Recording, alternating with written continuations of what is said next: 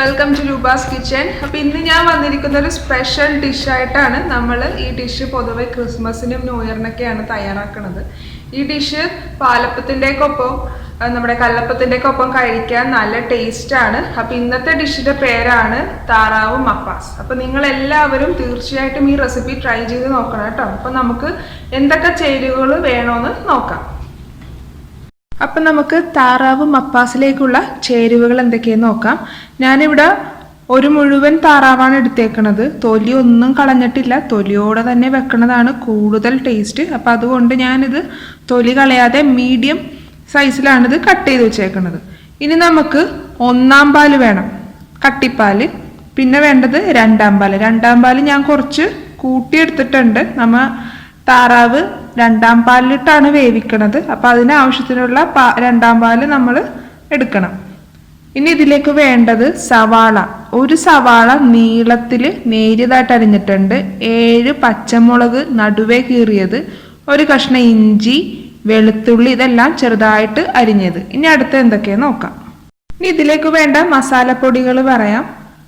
1/2 teaspoon മഞ്ഞൾപ്പൊടി, 1 table spoon മല്ലിപ്പൊടി, 1 teaspoon കുരുമുളക് പൊടി, 1 ടേബിൾ സ്പൂൺ ഗരം മസാല പൊടി. ഇനി ലാസ്റ്റ് താളിച്ച് ചേർക്കാൻ വേണ്ടിയാണ് ഞാൻ കുറച്ച് ചെറിയ ഉള്ളി, കുറച്ച് വേപ്പില എടുത്തിട്ടുണ്ട്. ഇനി നമുക്ക് ഈ കറിയിലേക്ക് ആവശ്യത്തിന് വെളിച്ചെണ്ണ, ഉപ്പ്. അപ്പം ഇനി നമുക്ക് താറാവ് മപ്പാസ് ഉണ്ടാക്കി തുടങ്ങാം. അപ്പം ഞാൻ എൻ്റെ ചട്ടിയിലാണ് നമ്മുടെ മപ്പാസ് ഉണ്ടാക്കുന്നത്. അപ്പം ഞാൻ ആവശ്യത്തിന് വെളിച്ചെണ്ണ ഒഴിച്ചു കൊടുത്തിട്ടുണ്ട്. വെളിച്ചെണ്ണ ഇതേപോലെ ഒന്ന് ചുറ്റിച്ച് കൊടുക്കുക. എല്ലാ ഭാഗത്തേക്കും ആയിട്ടുണ്ട്. ഇപ്പം നമ്മുടെ എണ്ണ ചൂടായി തുടങ്ങി. ഈ സമയത്ത് അരിഞ്ഞു വെച്ചേക്കണ എല്ലാം ചേർത്ത് കൊടുക്കാം.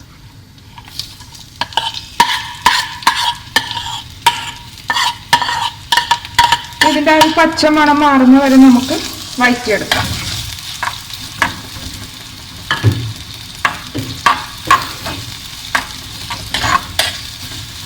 ഞാനിതിപ്പം ചട്ടിയിൽ തന്നെയാണ് രണ്ടാം പാലിന് താറാവിനെ വേവിച്ചെടുക്കാൻ പോണത്. അല്ലെങ്കിൽ നിങ്ങൾക്ക്, അതായത് നമ്മുടെ ഈ താറാവിന് ഭയങ്കര വേവാണല്ലോ, അപ്പോൾ ചട്ടിയിൽ വേവിച്ച് വരുമ്പോഴേക്കും വേവ് കൂടുതലുള്ളതുകൊണ്ട് കുറേ നേരം പിടിക്കും. അല്ലെങ്കിൽ പിന്നെ സെപ്പറേറ്റ് നമ്മൾ താറാവിനെ വേവിക്കാം. ശരിക്കും താറാവ് മപ്പാസ് എന്ന് പറയണത് ശരിക്കും ആ തേങ്ങാപ്പാലിൽ കിടന്ന് താറാവ് വേവണതാണ് അതിൻ്റെ ടേസ്റ്റ്. നമ്മൾ സെപ്പറേറ്റ് വേവിക്കുവാണെങ്കിൽ നമ്മൾ തേങ്ങാപ്പാലല്ല, വെള്ളം വേണം ചേർക്കാൻ. കുറച്ച് വെള്ളം ചേർത്ത് താറാവ് വേവിക്കേണ്ടി വരും. ഇനിയിപ്പോൾ നിങ്ങൾക്ക് അങ്ങനെ ചെയ്യണമെന്നാണെങ്കിൽ കുറച്ച് മഞ്ഞൾപ്പൊടി, കുരുമുളക് പൊടി, ഉപ്പ്, കുറച്ച് വെള്ളം. കാര്യം നമ്മൾ താറാവ് വെന്ത് തുടങ്ങുമ്പോഴേക്കും താറാവിൽ നിന്ന് വെള്ളം മൂടാൻ തുടങ്ങും. അപ്പം എന്നിട്ട് വേണം കുക്കറിൽ വേവിക്കാൻ. അതല്ല തേങ്ങാപ്പാലിൽ തന്നെയാണ് വേവിക്കേണ്ടതെങ്കിൽ ഈ ഞാനിപ്പോൾ ചെയ്യണ പോലെ തന്നെ ചെയ്യാം.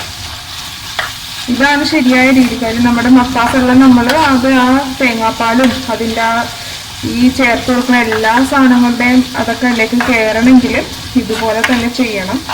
അപ്പം ഞാൻ പറഞ്ഞു വന്നത് താറാവ് കൂടുതൽ നേരം പിടിക്കും, അതിന് ഭയങ്കര കട്ടിയാണ് വേവാൻ. അപ്പം അതുകൊണ്ടാണ് ഞാൻ അങ്ങനെ പറഞ്ഞത്. ഇപ്പം നമ്മുടെ സവാളയുടെയൊക്കെ കളർ ഇങ്ങനെ മാറി തുടങ്ങിയിട്ടുണ്ട്. രണ്ടാം പാല് കുറച്ച് നീട്ടിയെടുത്തേക്കണം. വെന്ത് തുടങ്ങുമ്പോൾ താറാവിൽ നിന്ന് വെള്ളം ഇറങ്ങാൻ തുടങ്ങും. എങ്കിലും ഇതിൽ കിടന്ന് വേവണമല്ലോ. ഇതിൽ കിടന്ന് വെന്ത് നമ്മുടെ രണ്ടാം പാലൊന്ന് സെമി ആയിട്ട് ഇങ്ങനെ ഒന്ന് കുറുകി കിട്ടും. അതാണ് അതിൻ്റെ ഒരു പരിവം. ചട്ടിയിൽ തന്നെ വെക്കണമെന്നില്ല. നിങ്ങളുടെ കയ്യിൽ മറ്റു പാത്രങ്ങളുള്ളതുണ്ടെങ്കിൽ നമുക്ക് അതിൽ തന്നെ വെക്കാം. ഞാനിപ്പോൾ ഇതിൽ വെക്കണതേ ഉള്ളൂ. ചട്ടിയിൽ വെക്കുമ്പോഴുള്ള നമ്മുടെ നാടൻ കറികളൊക്കെ ചട്ടിയിൽ വെക്കുമ്പോൾ ഒരു പ്രത്യേക ടേസ്റ്റാണ്. അപ്പം അതുകൊണ്ടാണ് ഞാൻ ചട്ടിയിൽ വെക്കുന്നത്. തേങ്ങാപ്പാൽ കുക്കറിലിട്ട് നമ്മൾ വേവിക്കരുത്, ചിലപ്പോൾ ഫീലിങ് പോകാനുള്ള സാധ്യതയുണ്ട്. അപ്പം അതുകൊണ്ടാണ് തേങ്ങാപ്പാലിന് പകരം കുക്കറിൽ വേവിക്കുവാണെങ്കിൽ വെള്ളം ചേർക്കാൻ പറയണത്. പക്ഷേ ടേസ്റ്റ് കൂടുതൽ ഇങ്ങനെ ചെയ്യണതാണ് കേട്ടോ, വെള്ളത്തിനേക്കാളും. ഇഞ്ചി ഞാനൊരു മീഡിയം സൈസാണ് എടുത്തേക്കുന്നത്. അതുപോലെ ചെറിയ കഷ്ണങ്ങളായി അരിഞ്ഞത്. ആ ഒരു അളവിൽ തന്നെയാണ് ഞാൻ വെളുത്തുള്ളി എടുത്തേക്കുന്നത്. ഇവിടെ നല്ല വലിയ വെളുത്തുള്ളി അല്ലിയൊക്കെ ഭയങ്കര വലുതായ കാരണം ഒരെണ്ണമൊക്കെ തന്നെ ധാരാളം. അപ്പം അതുകൊണ്ടാണ് ഞാൻ ആ കണക്കാണ് പറയാനത്. പിന്നെ പച്ചമുളക് നമ്മൾ ഇത്രയും കൂടുതൽ ഇടുന്നത്, നമ്മൾ ഈ കറിയിൽ മുളക് പൊടി ചേർക്കണില്ല. ഈ കറിയിൽ നമ്മൾ മുളക് പൊടി ചേർക്കാത്ത ഒരു കറിയാണ്. അപ്പം ഈ പച്ചമുളകിൻ്റെയും ഗരം മസാലയുടെ പിന്നെ പെപ്പർ പൗഡർ ഇതിൻ്റെയൊക്കെ എരിവാണ് നമ്മുടെ ഈ കറി. അപ്പം അതുകൊണ്ടാണ് പച്ചമുളക് ഇത്രയും എടുത്തത്. ഇപ്പം നമ്മുടെ സവാളയും എല്ലാം വയന്ന് ആ ഒരു പച്ചക്കുത്തൊക്കെ മാറിയിട്ടുണ്ട്. ഇനി നമുക്ക് തീ കുറച്ച് വെച്ച് മസാലപ്പൊടികൾ ചേർക്കാം. അപ്പോൾ ആദ്യം നമുക്ക് മഞ്ഞൾപ്പൊടി മല്ലിപ്പൊടി ചേർക്കാം. അതൊന്ന് വഴറ്റാം.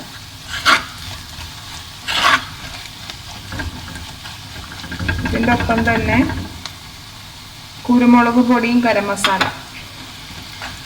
മസാല പൊടിയും കൂടി ചേർത്ത് ഇനി ആ പച്ചക്കുത്ത് മാറണ വരെ ഒന്ന് വഴറ്റിയെടുക്കാം.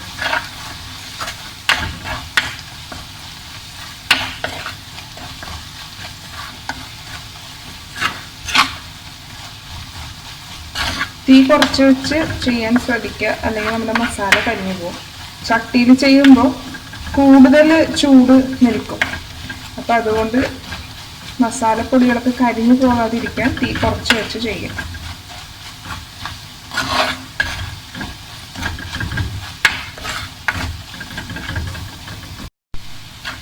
നമ്മുടെ മസാലകളെല്ലാം മുരിഞ്ഞതായിട്ടുണ്ട്. ഇനി ഞാനിതിലേക്ക് രണ്ടാം പാല് ചേർത്ത് കൊടുക്കുവാണ്.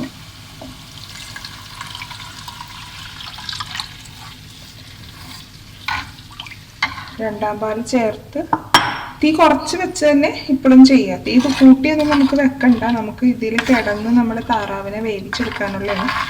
അപ്പം സമയം എടുക്കും. അപ്പം നാടൻ താറാവൊക്കെ ആണെങ്കിൽ ഒരുപാട് സമയം എടുക്കും. അപ്പം അതുകൊണ്ടാണ് നമ്മൾ കുക്കറിൽ വെച്ചാൽ പെട്ടെന്ന് ആകുമല്ലോ, അതിന് വേണ്ടിയാണ് നമ്മൾ കുക്കറിൽ വെക്കണത്. നമ്മൾ ഈ ചേർത്ത് കൊടുത്ത തേങ്ങാപ്പാലിൽ ഈ മസാലയൊക്കെ ഒന്ന് പിടിക്കണ വിധത്തിലൊന്ന് മിക്സ് ചെയ്യുക.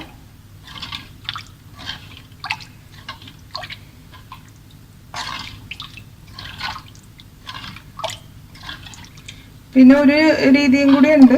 നമ്മളിപ്പോൾ ഒന്നാം പാല് രണ്ടാം പാല് എടുത്തേക്കുന്നത്. ഇനി നമ്മൾ മൂന്നാം പാല് വരെ എടുക്കാറുണ്ട്.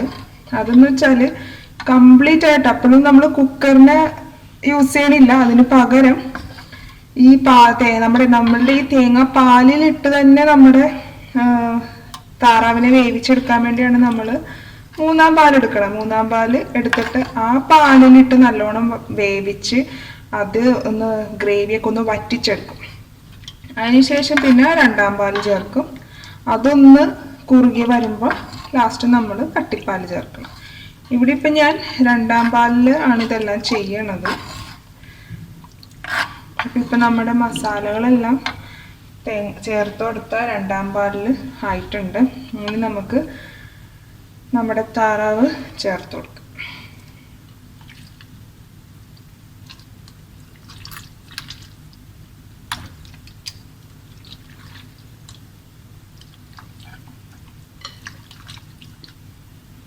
നമ്മുടെ ഈ കറിക്ക് ഇതാണ് നമ്മുടെ മപ്പാസിൻ്റെ നിറം.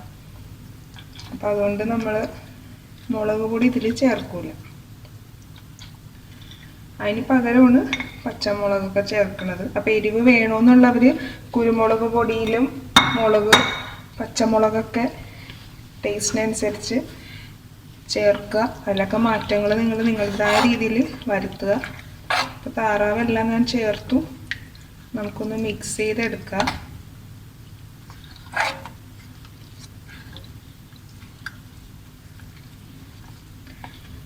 ഇത്രയും തന്നെ ധാരാളം. കാരണം ഇത് വെന്ത് തുടങ്ങുമ്പോഴേക്ക് താറാവിൽ നിന്ന് വെള്ളം ഊറാൻ തുടങ്ങും. അപ്പം അത് തന്നെ ധാരാളം. അപ്പം അതുകൊണ്ട് തീ കൂട്ടി വെക്കരുത്. തീ കൂട്ടി വെച്ചാൽ അടുക്കി പിടിക്കും. അതുകൊണ്ടാണ് ഞാൻ കുറച്ച് വെക്കാൻ പറയണത്.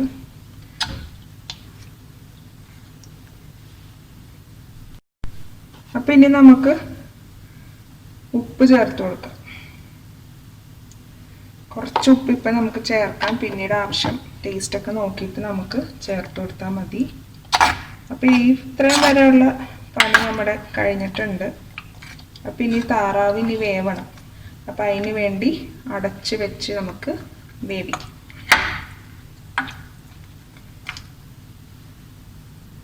അപ്പം നമുക്കൊന്ന് തുറന്ന് നോക്കാം. ആഹാ, നമ്മുടെ ചേർത്ത് കൊടുത്ത തേങ്ങാപ്പാലിൻ്റെ ഒപ്പം തന്നെ കണ്ട നമുക്ക് സൈഡിൽ കാണാൻ പറ്റും, നെയ്യ് നല്ലോണം ഇറങ്ങിയിട്ടുണ്ട്.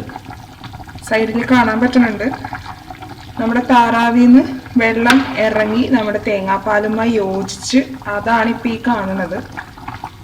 നല്ലപോലെ ഒന്ന് മിക്സ് ചെയ്ത് കൊടുക്കുക. നമ്മൾ നേരത്തെ തേങ്ങാപ്പാൽ എന്തോരമാണ് ചേർത്ത് കൊടുത്തതെന്ന് നമുക്ക് നേരത്തെ കാണാൻ സാധിച്ചല്ലോ.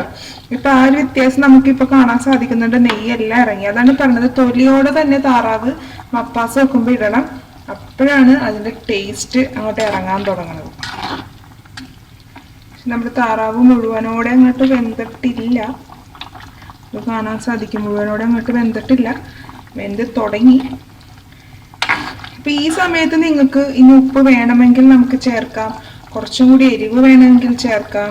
അതായത് കുരുമുളക്, ഗരം മസാല, അതൊക്കെ വേണമെങ്കിൽ ഈ സമയത്ത് നമുക്ക് ചേർത്ത് കൊടുക്കാവുന്നതേ ഉള്ളൂ.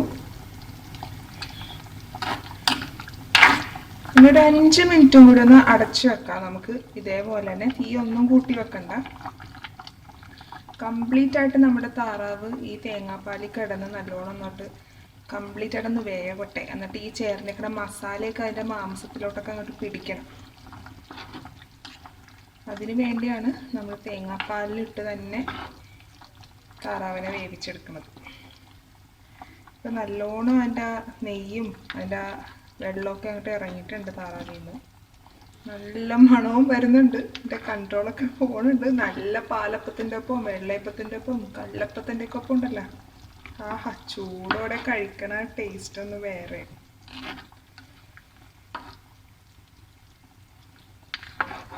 അപ്പം ഒന്ന് നമുക്ക് അടച്ചു വെക്കാം. അപ്പം ഇടയ്ക്കിടയ്ക്കൊന്ന് തുറന്ന് നോക്കുക, അടിക്ക് പിടിച്ചിട്ടുണ്ടോ എന്ന് ചെക്ക് ചെയ്യുക. ഉപ്പോ എരിവോ എല്ലാം വേണോന്ന് നോക്കുക, നമ്മുടെ താറാവ് വെന്തോന്ന് നോക്കുക. അപ്പം അതൊക്കെ നിങ്ങൾ ഇടയ്ക്കിടയ്ക്കൊന്ന് ചെയ്ത് നോക്കുക. കുറേ നേരം പിടിക്കുമെന്ന് പറഞ്ഞ് നമ്മളിത് വെച്ചിട്ട് പോകരുത്. അപ്പം അതൊക്കെ ഒന്ന് ചെക്ക് ചെയ്യുക. ഇപ്പം ഞാനിപ്പോൾ നോക്കി, ഇപ്പം നമ്മുടെ ഉപ്പൊക്കെ പാകത്തിനാണ്, എരിവെല്ലാം പാകത്തിന്. നമ്മുടെ താറാവും വെന്തിട്ടുണ്ട്. പക്ഷെ നമുക്ക് ഇത്രയും ഗ്രേവിയുടെ ആവശ്യമില്ല. ഇതിപ്പോൾ നമുക്കൊന്ന് വറ്റിച്ചെടുക്കണം. അപ്പം എന്താ ചെയ്യണം, ചിലപ്പോൾ ഇത്രയും നേരം നമ്മൾ തീ കുറച്ച് വെച്ചാണല്ലോ ഇത്രയും വരെ ആക്കിയെടുത്തത്. അപ്പം ഇനി നമുക്ക് തീ കൂട്ടി വെച്ചിട്ട് ഈ ഗ്രേവി ഒന്ന് തിക്കാക്കിയെടുക്കാം. കാര്യം ഇനി നമുക്ക് 1-ാം പാല്, കട്ടിപ്പാല് നമുക്ക് ചേർക്കാനുണ്ട്. അപ്പോൾ അതുകൊണ്ട് ഇത്രയും ഗ്രേവി നമുക്ക് ആവശ്യമില്ല. കുറച്ചൊന്ന് കുറുക്കിയെടുക്കാം. നമുക്ക് കുറച്ചും കൂടി ഒന്ന് വറ്റട്ടെ.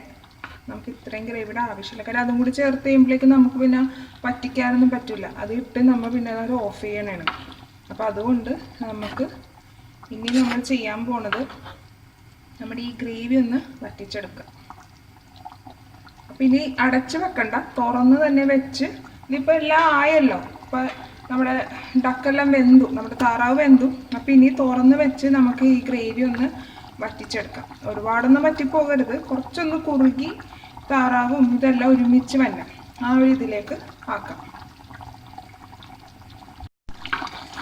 ഇപ്പം ഗ്രേവിയൊക്കെ ഒരല്പം ഒന്ന് തിക്കായിട്ടുണ്ട്. നമ്മളത് സ്പൂൺ വെച്ച് ഇങ്ങനെ ഇളക്കി കൊടുക്കുമ്പോൾ നമുക്ക് മനസ്സിലാവും ആ ഒരു ഇച്ചിരി കട്ടി വന്നിട്ടുണ്ട്. അത് മാത്രമല്ല, ഇപ്പം നമ്മുടെ താറാവ് കഷ്ണങ്ങളും ഗ്രേവിയും എല്ലാം ഒപ്പത്തിനൊപ്പം ആയിട്ടുണ്ട്. അപ്പം ഇനി നമുക്ക് ലാസ്റ്റ് ചേർക്കാനുള്ളതാണ് നമ്മുടെ കട്ടിപ്പാൽ. അത് നമുക്ക് ചേർത്ത് കൊടുക്കാം.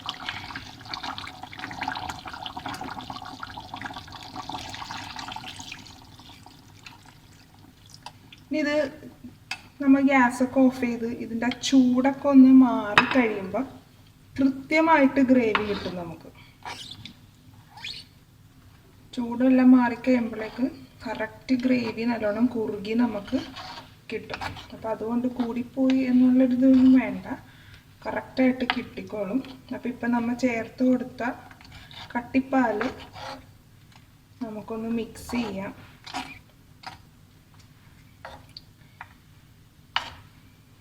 ഇനി നമുക്ക് ഗ്യാസ് ഓഫ് ചെയ്തേക്കാം. അപ്പം ഇനി അടുത്ത നമ്മൾ ചെയ്യാൻ പോണത് താളിച്ച് ചേർക്കാൻ പോണതാണ്. അപ്പം ഞാൻ ആവശ്യത്തിന് എണ്ണയൊക്കെ ഒഴിച്ചു കൊടുത്തിട്ടുണ്ട്. ഇനി നമുക്ക് എടുത്തു വച്ചിരിക്കുന്ന കറിവേപ്പില, ഉള്ളിയൊക്കെ അങ്ങോട്ട് ഇട്ട് കൊടുക്കാം.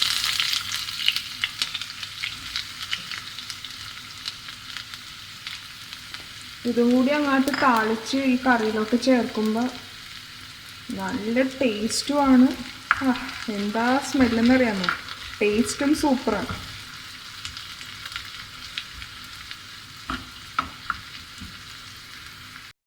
ഈ വീട് നിറഞ്ഞിങ്ങനെ നിൽക്കണുണ്ട്. നല്ല മണം, നല്ല താറാവ് കറിയുടെ മണം ഇങ്ങനെ നിറഞ്ഞു നിൽക്കണാണ്. അപ്പോൾ ഈ ക്രിസ്മസിനും ന്യൂ ഇയറിനൊക്കെ തയ്യാറാക്കാൻ പറ്റിയ നല്ല അടിപൊളി കറിയാണ് താറാവ് മപ്പാസ്. അപ്പോൾ ഇനിയിപ്പോൾ നമ്മുടെ താളിച്ച് ഇപ്പോൾ റെഡി ആയിട്ടുണ്ട്. നമുക്കത് കറിയിലേക്ക് ചേർത്ത് കൊടുക്കാം.